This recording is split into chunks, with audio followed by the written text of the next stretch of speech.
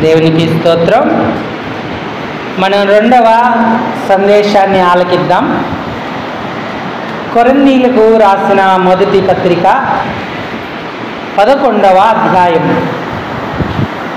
23 నుండి 32 వరకు మనం మార్చి చదువుదాం. కొరింథీయులకు రాసిన మొదటి పత్రిక 11వ అధ్యాయం 23 నుండి 32 వరకు. నేను మీకు అప్పగించిన దానిని ప్రభు వలన పొందితిని. ప్రభువైన యేసు తాను అప్పగింపబడిన రాత్రి ఈ యొక్క రొట్టె ఎత్తుకొని కృతజ్ఞతాస్తుతులు చెల్లించి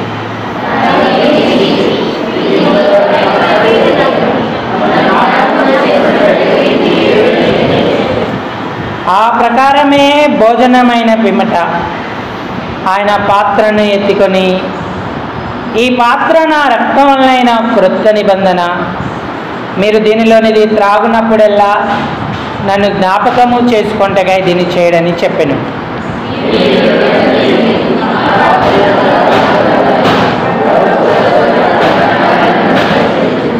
కాబట్టి ఎవడు అయోగ్యముగా ప్రభు యొక్క రొట్టెను తినునో లేక ఆయన పాత్రలోంది త్రాగునో వాడు ప్రభు యొక్క శరీరమును గుర్చియు రక్తమును గుర్చియు అపరాధి అగును.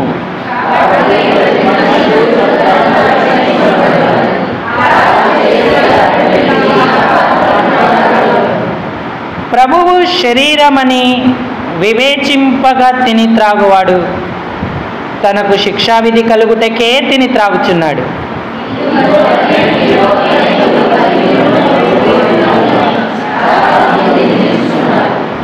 అయితే మనలను మనమే విమర్శించుకొని ఎడల తీర్పు పొందక పోదుము.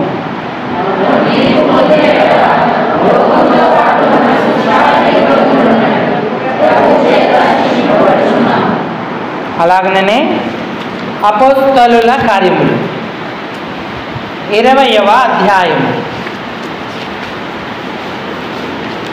లూకా రాసిన అపోస్తలుల కార్యాలు 20వ అధ్యాయం 35వ వచనాన్ని అందరం కలిసి చదువుకుందాం. 35వ వచనాన్ని అందరం కలిసి చదువుకుందాం.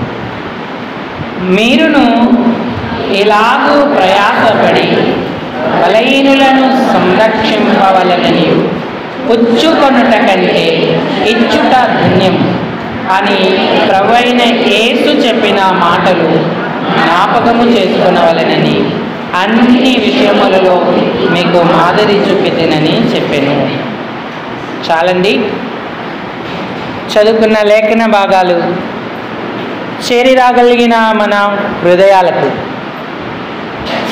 ఈ మధ్యాహ్న కాల సమయం ప్రభు యొక్క రక్తదేహాలలో పాలు పొందు నిమిత్తమై హెచ్చరికగా, పురిగొల్పుగా, ఆశీర్వాదకరంగా, దీవెనకరంగా ప్రేమగల దేవుడు చేయునుగాక.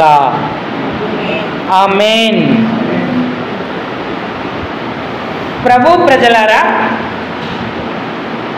ప్రభునందున్నటువంటి ప్రేమైన వారలారా, ప్రభు యొక్క రక్తదేహాలలో పాలు పొందబోయే ముందు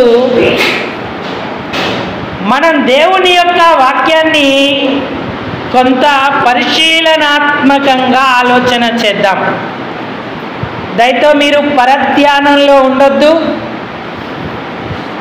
వాక్యాన్ని చూడగలిగిన వారందరూ కూడా మీ బైబిల్ ఓపెన్ చేసి దేవుని యొక్క వాక్యాన్ని చదవాలి. ఎందుకంటే వాక్యము కన్నులకు వెలిగిస్తుంది.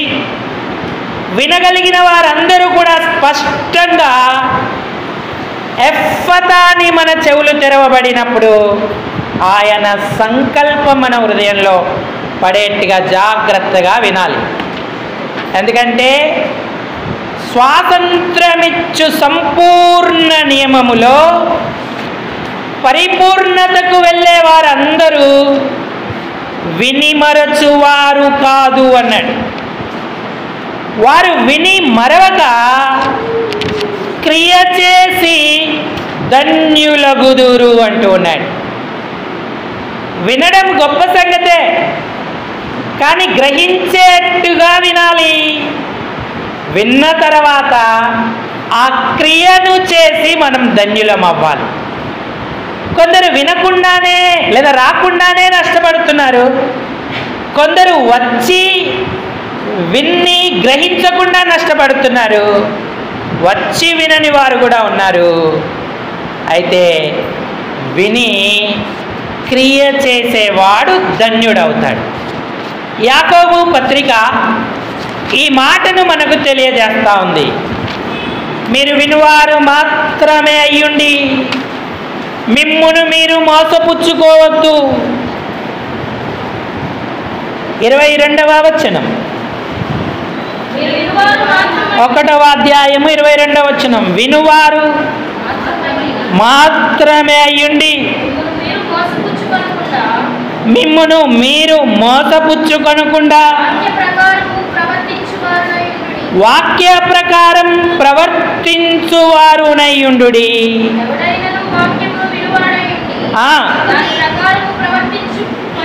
దాని ప్రకారం ప్రవర్తింపకపోతే అద్దములో తన సహజ ముఖము చూచుకొను మనుషుణ్ణి పోలి ఉన్నాడు.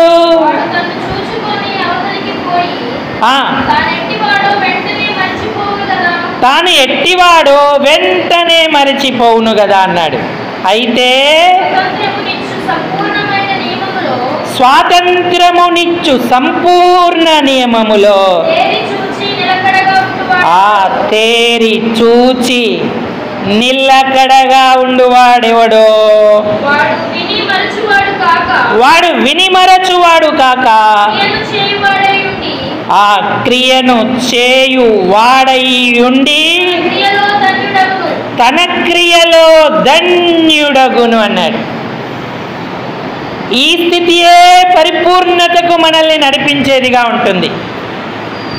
ప్రభువైన యేసుక్రీస్తును సొంత రక్షకుడిగా అంగీకరించకపోతే ఇప్పుడే అంగీకరిద్దాం.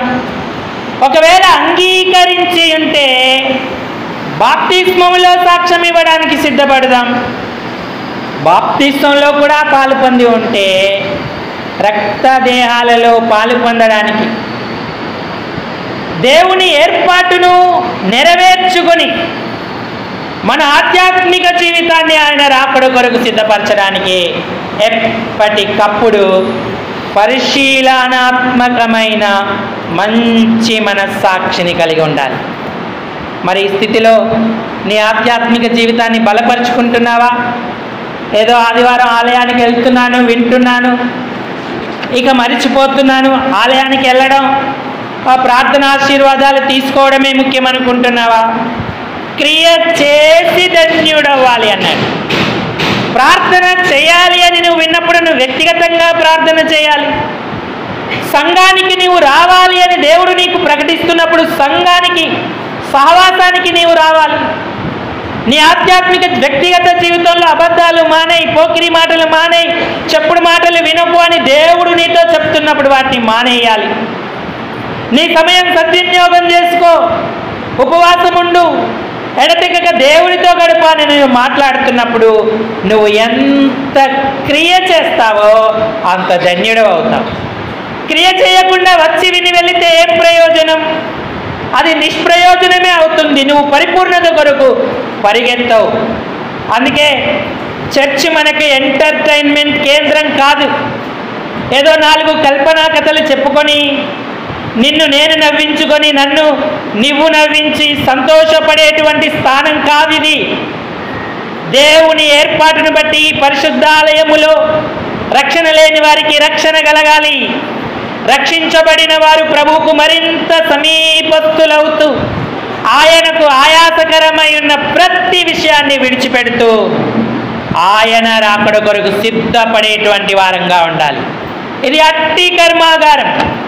కాబట్టి ఆ పద్ధతిలో, ఆ స్థితిలో మనం వాక్యము ద్వారా మనల్ని మనం చెప్పుకుంటూ ఆయన రాకడ కొరకు, రాజ్యం కొరకు సిద్ధపడతా ఉంటూ ఉన్నాం. ప్రభువైన యేసుక్రీస్తు వారు చాలా సంగతులు చెప్పారు. అందులో పౌలు గారు రోమీయులకు ఒక సంగతి జ్ఞాపకం చేస్తున్నాడు. ఏంటంటే అపోస్తుల కార్యం 20:35 రాయబడి ఉంది, పుచ్చుకొనుట కంటే ఇచ్చుట ధన్యత. నాతో చెప్పండి, పుచ్చుకొనుట కంటే, గట్టిగా గట్టిగా, పుచ్చుకొనుట కంటే ఇచ్చుట ధన్యత. మరి మనం ఈ అనుభవాన్ని కలిగి ఉన్నామా? దేవుడు అన్నాడు, కైసరువి కైసరువికి, దేవునివి దేవునికి చెల్లించుడి అన్నాడు. నేను చూచాయిగా క్లుప్తంగా మీతో చెప్తా ఉంటాను. అన్ని రెఫరెన్సులు చూపించడం సాధ్యం కాదు. అవసరమైన కొన్ని రెఫరెన్సులు మనం చూస్తూ ముందుకు వెళదాం. మనం మొదట దేవునికి ఇవ్వాలి, రెండవదిగా సేవకులకు, పరిశుద్ధులకు ఇవ్వాలి, మూడవదిగా అక్కరగలవారికి, అక్కరగలవారికి అంటే అన్యజనులకు కూడా, బీదలకు అవశ్యముగా మన చెయ్యి చాచవలసినటువంటి వారంగా ఉన్నాం.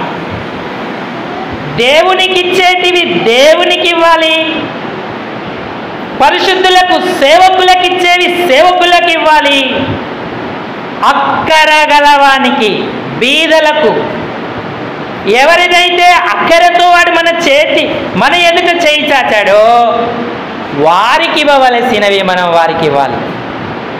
జలగకు 2 కూతుళ్ళు ఉన్నారన్నాడు. ఇమ్ము ఇమ్ము అనే 2 కూతుళ్ళు. జలగ ఎప్పుడు ఇమ్ము అనే అంటుంది, కానీ ఇచ్చేటువంటి అనుభవాన్ని జలగ పొందుకోదు. ఇటు జలగల్లాగా ఇమ్ము ఇమ్ము అనే అనుభవమేనా, లేక ఆయనకు, ఆయన పరిశుద్ధులకు, బీదలకు ఇచ్చే శ్రేష్టమైన అనుభవం మనం పొందుతున్నామా? ఇవ్వడము వలన ఎవ్వరూ బీదలు కారు, ఇవ్వడము వలన ఎవ్వరూ చచ్చిపోరు. ఒక 2 యజమానులున్న ఒక కంపెనీలో ఒక సహోదరి పనిచేస్తూ ఉంది. ఆమె కుమార్తెకు ఒక సెమిస్టర్ ఫీజు కట్టాల్సి వచ్చి మొదటి ఓనర్ గారి దగ్గరికి వెళ్ళి అడిగింది, అయ్యా నా పాపకి ఈ సంవత్సరం సెమిస్టర్ ఫీజు కట్టుకోవాలి, దయచేసి కొంత మనీ ఇవ్వండి, నేను మరలా మీకు చెల్లిస్తాను అని చెప్పింది.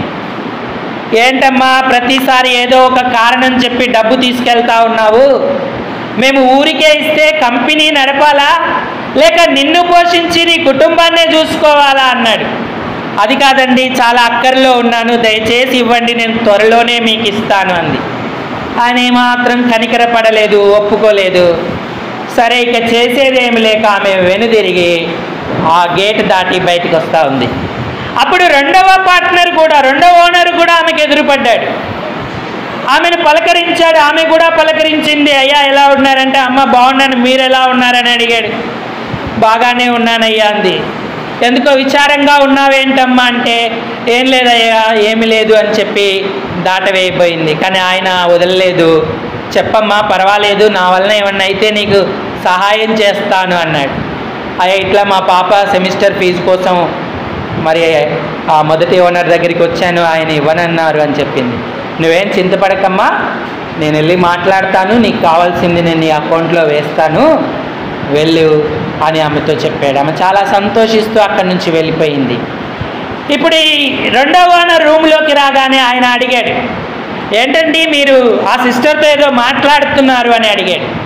అవును, ఆమె కొంచెం అక్కర్లో ఉంది బ్రదర్, మరి మన దగ్గర ఇంత అమౌంట్ ఉంది కదా, కొంత ఆమెకు వేయండి అని చెప్పాడు. అదేంటన్నా, ఇప్పుడు మనమే ఇబ్బందుల్లో ఉన్న ఆమెకి ఇస్తే ఎలాగా అంటే, అలా అనకూడదు, మనకున్న పరిస్థితులు ఉన్నాయి, కానీ మనం ఏం పెద్ద సహాయం చేయట్లేదు, అక్కరకు మన దగ్గరికి వచ్చింది కాబట్టి కొంత మనం ఇవ్వడం ద్వారా మనమేమి చచ్చిపోము, మన కంపెనీ దివాలా తీయబడదు, అది రెట్టింపు మల్టిప్లై అయి తిరిగి మన దగ్గరికి వస్తుంది అని చెప్పాడు.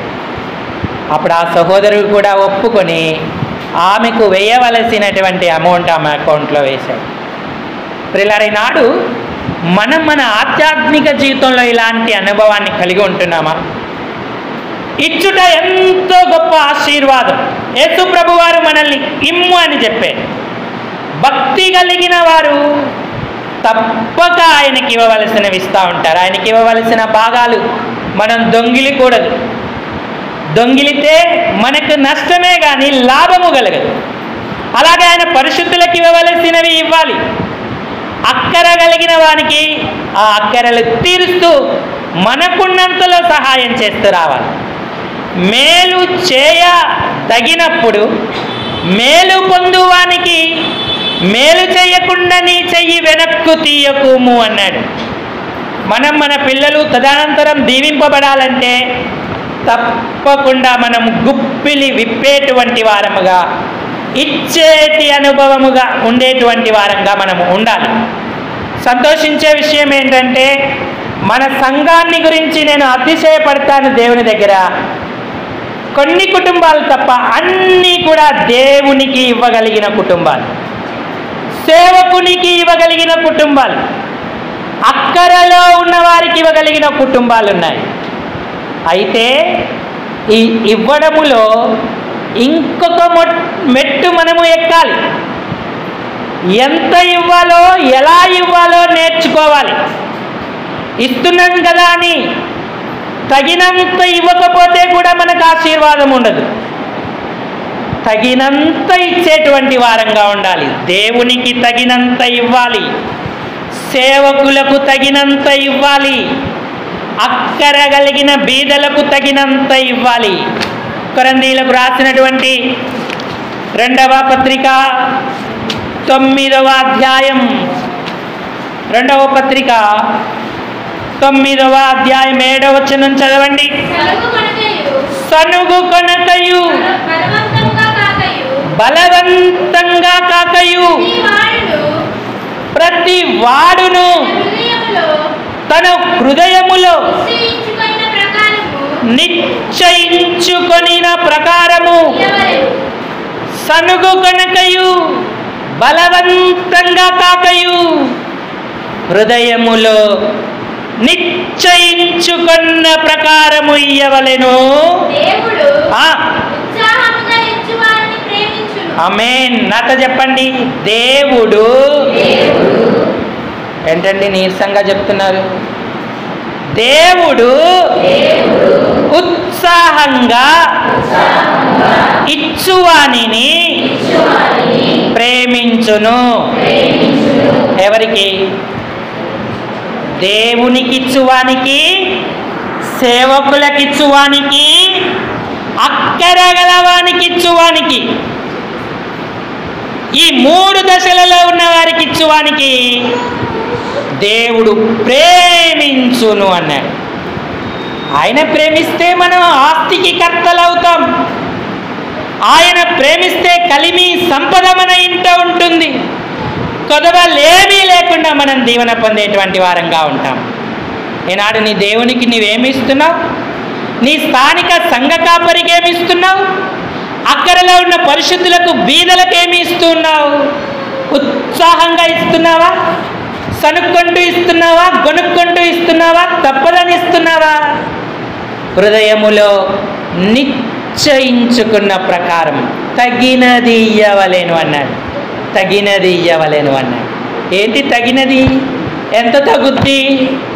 అప్పుడు ఎలా ఇవ్వాలి? సామెతల గ్రంథం 11వ అధ్యాయము 24వ వచనం చూడండి. సామెతల గ్రంథం 11వ అధ్యాయం. వెదజల్లి అభివృద్ధి పొందువారు గలరు. తగిన దాని కన్నా తక్కువ ఇచ్చి లేమికి వచ్చువారు కలరు. నువ్వు దేవునికి తగినదే ఇస్తున్నావా? సేవకునికి తగినది ఇస్తున్నావా? అక్కరగలవానికి తగినది ఇస్తున్నావా? వెదజల్లితే అభివృద్ధి, వెదజల్లి అభివృద్ధి పొందువారు గలరు. తగిన దానికన్నా తక్కువ ఇచ్చి లేమిడికి వచ్చువారు కలరు అన్నాడు. ఇవ్వడం గొప్పే, కానీ తక్కువ ఇస్తే ప్రయోజనం ఏముంది? అది నీకు లేమియే కలుగుతుంది, నువ్వు అభివృద్ధి పొందవు. తగినది ఏంటో నువ్వు తెలుసుకొని అది ఇచ్చేటువంటి వాడిగా ఉండాలి. అది దేవునికి కావచ్చు, సేవకులకు కావచ్చు, బీదలకు కావచ్చు. మన ఇంట్లో చిన్న రిపేర్ పని ఉందనుకోండి, ఒక ఎలక్ట్రిక్ లైటో ఫ్యానో పోయింది, లేదంటే ప్లంబింగ్ వర్క్ సింక్ దగ్గర ఏదో పోయింది. నువ్వు నీకు తెలిసిన ఒక ప్లంబర్ని కానీ, ఎలక్ట్రికల్ వర్క్ చేసే ఒక ఎలక్ట్రీషియన్ కానీ ఇంటికి పిలిచావు, అయ్యా ఇంట్లో ఫ్యాన్ పని చేయట్లేదు, లోపల అది సింక్ దగ్గర ఎప్పుడు నీళ్ళు కారుతూనే ఉన్నాయా, దాన్ని బాగు చేయమన్నాడు. సరేనమ్మా అని ఆయన వచ్చాడు, పాన తీసుకున్నాడు, ఆ సింక్ దగ్గర నీళ్ళు కారుతూ ఉంటే ఆ పానతో దాన్ని గట్టిగా తిప్పేసి సెట్ చేశాడు. ఇక నీళ్ళు కారట్లేదు, వీళ్ళ ఫ్యాన్ కూడా తిరగట్లేదంటే ఎలక్ట్రీషియన్ చక్కగా చేసేసాడు, స్విచ్ వైర్ పెట్టేసి స్విచ్ చేశాడు. అన్న ఎంత అయిందని అడిగావు, అమ్మ 150 అయింది అన్న. 150? ఏం చేసావన్నా? నువ్వు పానా పెట్టి గట్టిగా తిప్పావు, ఆ వైర్లు 2 కలిపి అందులో పెట్టావు, నేను 150 నీకు ఎందుకు ఇవ్వాలా? 50 రూపాయలు తీసుకో అన్నాడు. అదేంటమ్మా, అది ఆ పని అలాంటిది, దానికి తగినదే అది, నువ్వు నాకు తెలుసని నేను నీకు ఎక్కువ కూడా అడగలేదు, 150 ఇవ్వండి అంటే, లేదు లేదు 50 రూపాయలు ఇస్తా, తీసుకుంటే తీసుకోలేకపోతే లేదని. సరేలే, అదేదో అంటారుగా, చిన్నోడి పెళ్ళికి సచ్చిందే కట్నం, సచ్చినోడి పెళ్ళికి వచ్చిందే కట్నం అని పాపం వాడు 50 రూపాయలు తీసుకెళ్ళాడు. వారం రోజులు అయింది, మళ్ళీ నీళ్ళు కారుతున్నాయి, మళ్ళీ ప్రాబ్లం వచ్చింది, ఫ్యాను లైట్. ఫోన్ చేశావు, అన్నా ఎక్కడున్నావు అన్నా? ఏంటక్క ఏమైంది? ఇదిగో ఈ సింక్ దగ్గర నీళ్ళు కారుతున్నాయన్నా, ఫ్యాన్ పని చేయట్లేదు, ఇంకో ప్రాబ్లం వచ్చిందన్నా రండి అన్నాడు. ఏం చేస్తాడు ఎలక్ట్రీషియన్? ప్లంబర్ ఏం చేస్తాడు? జ్ఞాపకం చేసుకుంటాడు, నేను ఎన్ని పనులున్నా వదిలిపెట్టుకొని మా అక్క మా అన్న నాకు తెలుసు అని పరిగెత్తుకొని వెళ్తే 50 రూపాయలు చేతుల్లో పెట్టింది మహాతల్లి, ఇప్పుడు నేనెందుకు వెళ్ళాలని ఏం చేస్తాడు? నాకు కొంచెం పని ఉందమ్మా, 2 రోజుల తర్వాత వస్తా అంటాడు. 2 రోజులు కాదుగా, 4 రోజులైన వాడు రాడు, ఆ పని చెయ్యడు. ఎందుకు? నీ పిసినాసితనం, నీ లోభిత్వం. వాడి పనికి తగినటువంటిది నువ్వు ఇచ్చినప్పుడు వాడు ఎందుకు రాడు? అర్ధరాత్రి అయినా సరే పరిగెత్తుకుంటూ వస్తాడు, ఫోన్ కాల్ వెళ్తే చాలు. అందుకే పుచ్చుకొనుట కంటే ఇచ్చుట ధన్యత. డబ్బు శాశ్వతంగా మన దగ్గర ఉండదు. అందుకే అస్థిరమైన ధనము యందు నమ్మికయుంచక సమస్తం ధారాళంగా దయచేయు దేవుని యందే నమ్మికయుంచుడి అన్నాడు. దేవునికి తగినట్టుగా ఇవ్వాలి. మన దేవుడేమి చిల్లర దేవుడు కాదు, మనం ఎప్పుడు చిల్లర వేయకూడదు. తగినది నిర్ణయించుకొని నీ ఆర్థిక స్థితిని బట్టి కానుక పెట్టిలో కానుక వేయాలి. మన సేవకుడు దేవుని సేవకుడు, ఆయన నామం పేరిట మన ఇంటికి వస్తున్నాడు, తగినంత ఇవ్వాలి. ఎంత నీ ఆత్మీయ స్థితి, నీ ఆర్థిక స్థితి ఎంత ఉందో నువ్వు అంత గుప్పులి సేవకులకు ఇవ్వాలి. అక్కడ కలిగిన వారికి సహాయం చేయవారు, అక్కడ ఆ నామం నువ్వు చేసిన దాన్ని బట్టి నీకు రెట్టింపు ప్రతిఫలం ప్రభువు బీదల కొరకు పరిశుద్ధుల కొరకు చేసిన దాన్ని బట్టి ఇస్తూ ఉంటాడు. గుప్పిళ్ళ బియ్యం దేవుని చిత్తం. మీ కుటుంబములు ఆశీర్వాదం పొందినట్లు మీరు మొదట పిసికిన ముద్ద యాజకులకి ఇవ్వవలెను అన్నాడు. ఎన్నోసార్లు చూపించాను వచనాన్ని మీకు. నువ్వు నీ గుప్పిళ్ళ బియ్యం దేవుని ఇంటికి తీసుకొస్తున్నావా? మన సావాసంలో నేను చాలా సంఘాలలో పనిచేశాను. గొల్లపురంలో పనిచేశాను, తిరుపతిలో పనిచేశాను, కేతనగొండలో పనిచేశాను, ప్రస్తుతం ఇక్కడ పనిచేస్తున్నాను. ఒక్క బియ్యం బస్తా ఒక తిరుపతిలో తప్ప నేను ఎక్కడా కొనలేదు. ఎందుకు కొనలేదు అయ్య గారు అంటే, గుప్పిళ్ళ బియ్యమే వస్తాయి, డ్రమ్ము నిండిపోతుంది, మా ఆహారానికి సమృద్ధిగా సరిపోతాయి. అక్కడ ఉన్నదే 200 మంది 150 మంది కాదు. గొల్లపురంలో ఒక 60 మంది, తర్వాత తిరుపతిలో ఒక 40 మంది. అయినా క్రమము తప్పకుండా వారు దేవుని ఇంటికి తమ ఆశీర్వాదం కొరకు తీసుకొచ్చేవారు. ఈనాడు ఎంత ఆశ్చర్యం అంటే, మనం మంచి ఆధ్యాత్మిక స్థితిలో ఉన్నాం, కానీ దేవుని ఇంటికి ఇచ్చే విషయంలో ఎంతో తక్కువలో ఉన్నాం. ఇస్తున్నాం, కానీ తగినంత ఇచ్చేట్టుగా నువ్వు ప్రతిష్ఠించుకుంటున్నావా? నీ కుటుంబ దీవెన కొరకు, నీ ఆశీర్వాదం కొరకు సిద్ధపడుతున్నావా? అలాంటి ధన్యత మనం కలిగి ఉంటే ధన్యులమవుతాం. అంటే దేవుని సేవకులకు ఘనంగా ఇచ్చేవారంగా ఉండాలి. నేను 4-5 సంఘాలలో పనిచేశాను, కానీ ఎక్కడ 10 రూపాయలు 20 రూపాయలు కానుకలు ఇచ్చేవాళ్ళని చూడలేదు. నీకు బీదస్థితి లేదు, నాకు తెలుసు. నువ్వు కానుక తీసినప్పుడే ఏ ఉద్దేశంతో ఇస్తున్నావో, ఎలా ఇస్తున్నావో మేము గ్రహించగలుగుతాం. అంత ఆత్మవివేచన లేని వారం కాదు. ఎందుకంటే వాక్యోపదేశము పొందువాడు ఉపదేశించువానికి మంచి పదార్థాలన్నిటిలో భాగమియ్యవలెను అన్నాడు. గలతీ పత్రికకు రండి. గలతీయులకు రాసినటువంటి పత్రిక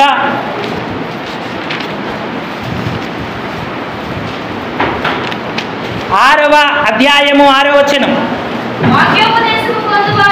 వాక్యోపదేశము పొందువాడు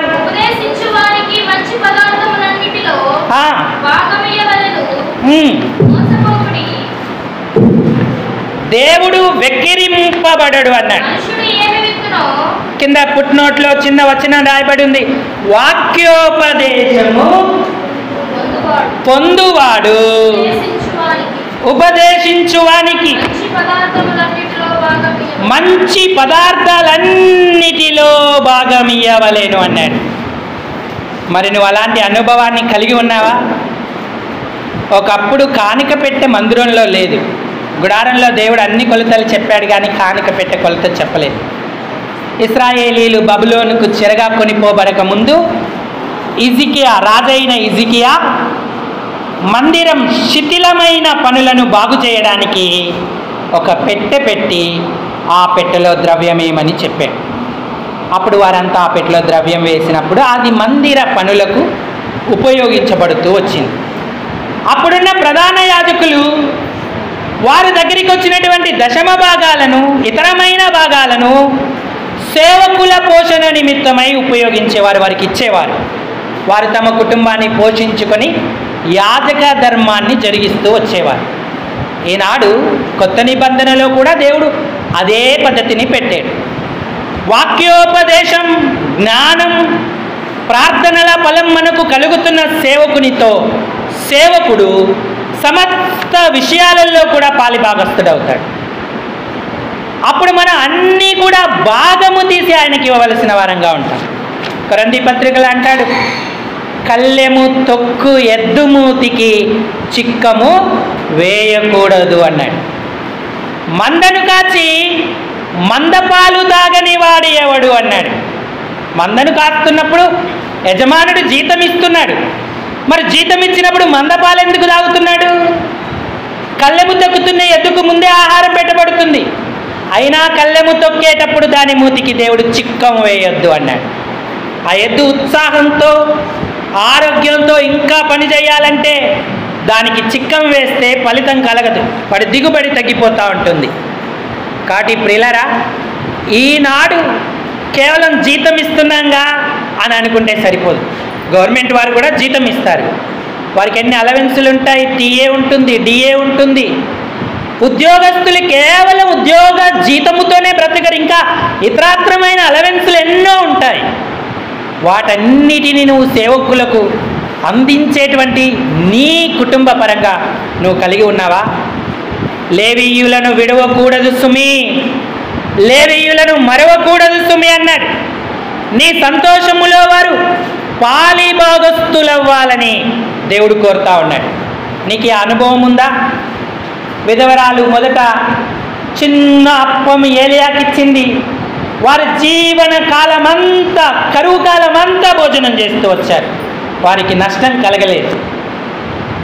సొలొమోను యొక్క జ్ఞానవచనాలు విన్నటువంటి షేబా దేశపు రాణి బంగారం, విస్తారమైన గంధవర్గములను కానుకగా ఇచ్చింది.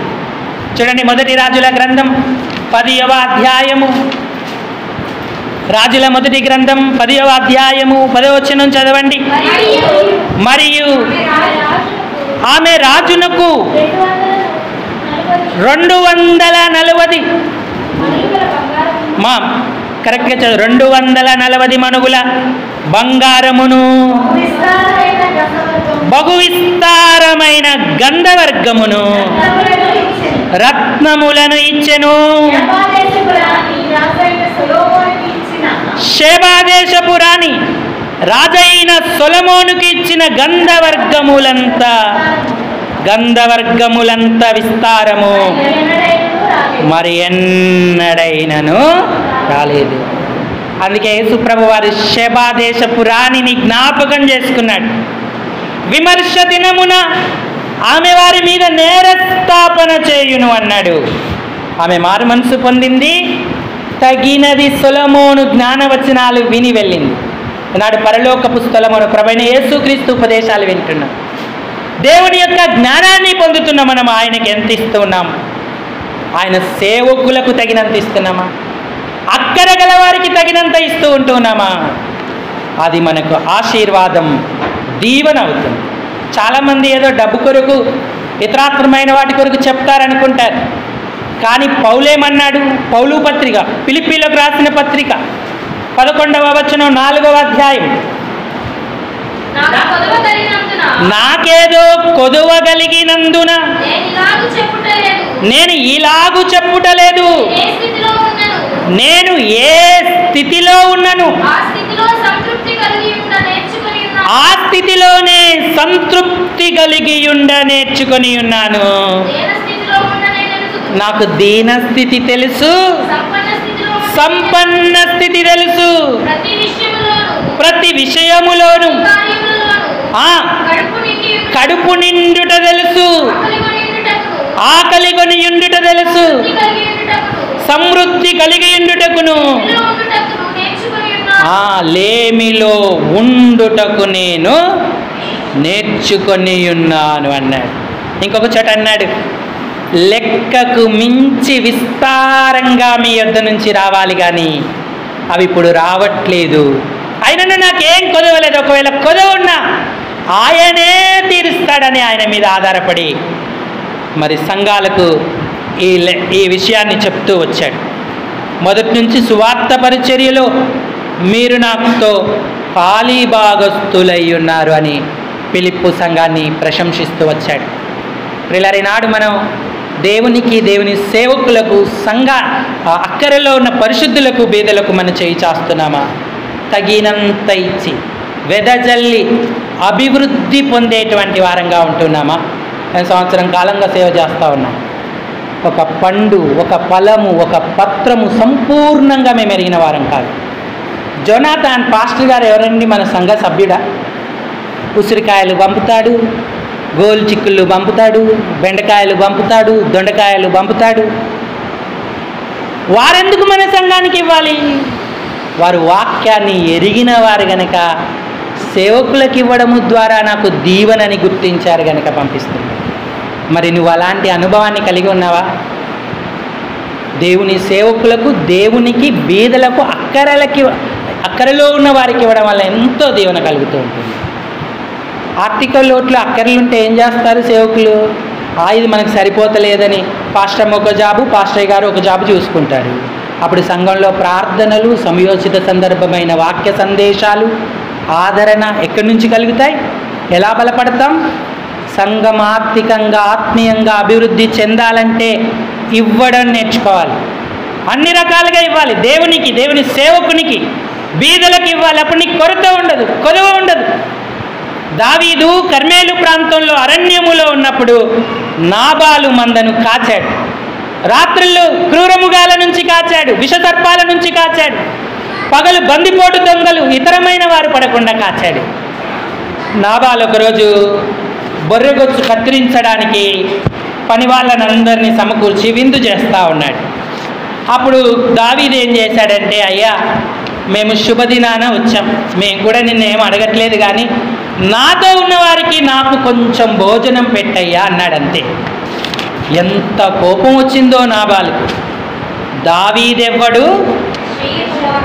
చూడండి, మొదటి సమూయేలు గ్రంథం 25వ అధ్యాయము 10వ వచనం. దావీదెవ్వడు? యెష్షయి కుమారుడెవడు? తమ యజమానుని విడిచి పారిపోయిన దాసులు ఇప్పుడు అనేకులు ఉన్నారు. నేను సంపాదించుకున్న అన్నపానాలు, నా గొర్రెల బొచ్చు కత్తిరించు వారి కొరకు నేను వధించిన పశుమాంసము తీసి నేను బొత్తిగా ఎరగని వానికి ఎత్తునా అని దావీదుతో దాసులతో చెప్పగా, దావీదు పనివారి వెనక్కి తిరిగి విషయం చెప్పాడు. అప్పుడు దావీదు ఎంతో కోపంతో నాబాలును చంపడానికి పరిగెత్తుకుంటూ వచ్చాడు. అయితే అతని భార్య అయిన అబీగయేలు సుబుద్ధి కలిగినదై ఉంది. ఆమె పనివాడు ఆమెకు ఒక విషయాన్ని చెప్పాడు. 17వ వచనం, 15 నుంచి చదవండి అమ్మా. ఆ మనుషులు మాకెంతో ఉపకారం చేసి ఉన్నారు.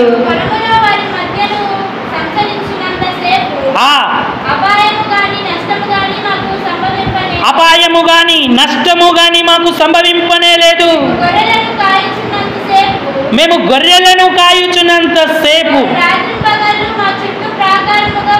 వారు మా చుట్టూ ప్రాకారంగా ఉండిరి.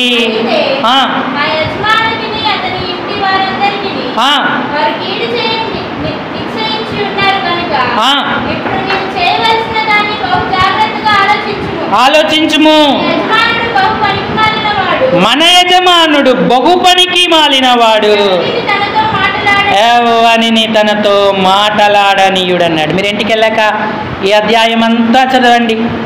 అబీగయేలు ఎన్ని దావీదుకు తీసుకొచ్చి అతని కోపాన్ని చల్లార్చిందో అప్పుడు ఆమె దేవుని యొక్క దీవెనను పొందింది.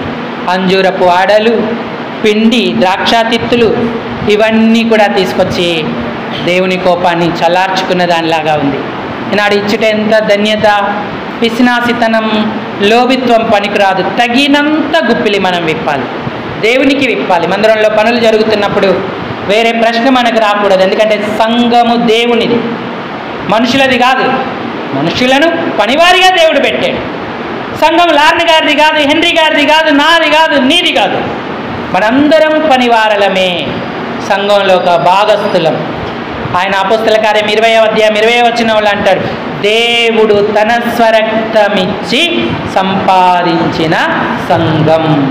దీన్ని కాయడానికి పనివారులుగా ఉంచాడంతే. మనం తాత్కాలికంగానే ఉంటాం. దేవుడు శాశ్వతుడు కాబట్టి ఆయన పనులు నిర్వర్తించుకుంటాడు. అందుకు మన గుప్పిలి మనం విప్పాలి, సంతోషంతో విప్పాలి. మందిర పని జరుగుతున్నప్పుడు నీ వంతెంత, నీ గుప్పిలేది, నువ్వు ఆయనకి ఎంత ఇస్తున్నావు, ఆ దీవెన నీకు నీ కుటుంబాలకు ఉంటుంది. సేవకులకు ఇచ్చినప్పుడు ఆ దీవెన ఎక్కడికి పోదు. ఎందుకంటే గిన్నెడు చన్నీళ్ళు మాత్రం త్రాగనించేవాడు తన ఫలము కూడగొట్టుకున్నాడండి. ప్రతి నెల గృహ దర్శనానికి సేవకులు వస్తారుగా, అవి ముందే దాచిపెట్టుకోవాలి. ఈ నెల సేవకులు వస్తారు, నాకు తగిన నా ఆర్థిక స్థితి ఇంత, తగినంతగా నేను వారికి ఇవ్వాలి. నా గుమ్మంలో నుంచి వారు ఖాళీ చేతులతో వెళ్ళకూడదు అని నిర్ణయించుకోవాలి. ఆతిథ్యం చేయాలి. ఆనందం మన కుటుంబం చుట్టూ ఉంటుంది. లేకపోతే మనం ఇష్టం వచ్చినట్టు ప్రవర్తిస్తే భయానకమైన ఆర్థిక అనారోగ్య పరిస్థితి ఏర్పడుతుంది. లోకస్తులు మాట్లాడుకునే మాట దేవుడు బైబిల్లో రాసి పెట్టాడు. నహూముతో అన్నాడు, నువ్వేదో అనుకుంటున్నావు, నీకు ఇచ్చిన దాన్ని బట్టి నువ్వు బాగా అతిశయపడ్డావు. అందరికీ అన్నీ ధారాళంగా దయచేసేది నేనే కదా, కానీ నువ్వు దాన్ని గుర్తించక, నాకు ఇవ్వక, నా సేవకులకు ఇవ్వక, అక్కడ గలవానికి నీ చేతులు చాచక, నీకు ఇష్టం వచ్చినట్టు నువ్వు ప్రవర్తిస్తున్నావు గనక నేనేం చేస్తానో చూడు అంటూ ఆయన మాట్లాడుతూ వచ్చాడు. నహూము గ్రంథానికి రండి, 1వ అధ్యాయము. మనం ఈ అధ్యాయంలో చూస్తే గొంగలి పురుగులు వచ్చి మిగిలిన దానిని నాకిపోయేను అన్న మాట మనకు కనబడతా ఉంటుంది.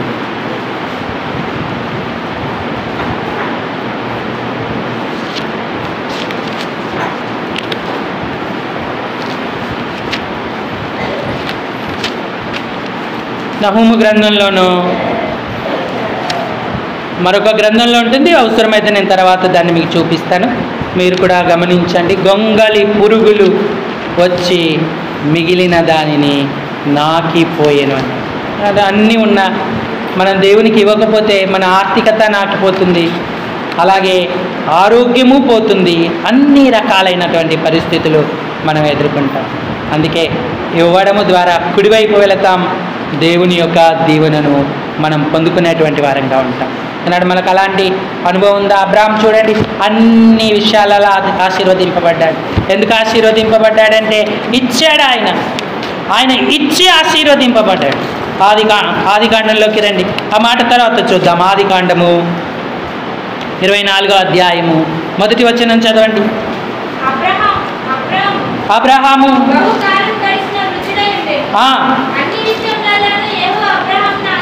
అన్ని విషయములలోనూ యెహోవా అబ్రహామును ఎందుకు ఆశీర్వదించాడు?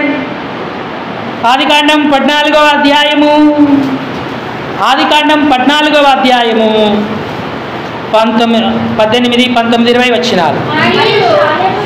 మరియు షాలేము రాజైన మెల్కీసెదెకు రొట్టెను ద్రాక్షారసమును తీసుకొని వచ్చెను.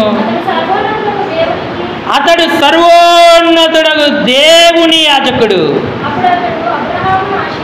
అప్పుడు అతడు అబ్రహామును ఆశీర్వదించి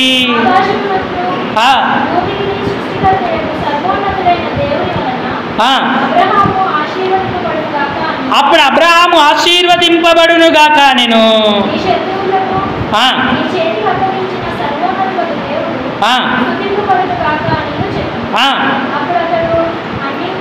అప్పుడతడు అన్నిటిలో షాలేము రాజుకు మెల్కీసెదెకు ఇతనికి 10వ వంతు ఇచ్చాను అన్నాడు. మనం వెనక్కి తీస్తున్నామా? అర్పించుకునేటువంటి వారంగా ఉన్నామా? అబ్రహాము ఆశీర్వదింపబడ్డాడు, అబిగేలు ఆశీర్వదింపబడింది. ఇచ్చిన వారందరికీ ఆయన గొప్ప కృపను ఇచ్చాడు. తగినది ఇచ్చిన వారికి, లేకపోతే లేమికి లోనవుతాము అన్నాడు. ఈనాడు మన ఆధ్యాత్మిక జీవితంలో దేవునికి ఇవ్వాలి, సేవకులకు ఇవ్వాలి, అక్కర గలవారికి ఇచ్చేటువంటి వారంగా ఉండాలి. అలాంటి ధన్యతను అనుభవిద్దాం. ప్రభా, ఇంకా నేను ఏ విషయంలో ఇవ్వలేకపోతున్నానో నాకు సహాయపడు. నా ఆశీర్వాదానికి మూలం నువ్వు చెప్పినట్టుగా సంతోషంతో ఉత్సాహంతో నీకు, నీ ఇంటికి, నీ సేవకునికి, బీదలకు నా చేయి చాచడానికి సహాయపడు. నన్ను ఆశీర్వదించు, వెదజల్లి అభివృద్ధి పొందే భాగ్యాన్ని నాకు ఇమ్మని అడుగుతాను. ఈ తలంపులైన దేవుడు దీవించునుగాక. అందరూ తలలోంచి కళ్ళు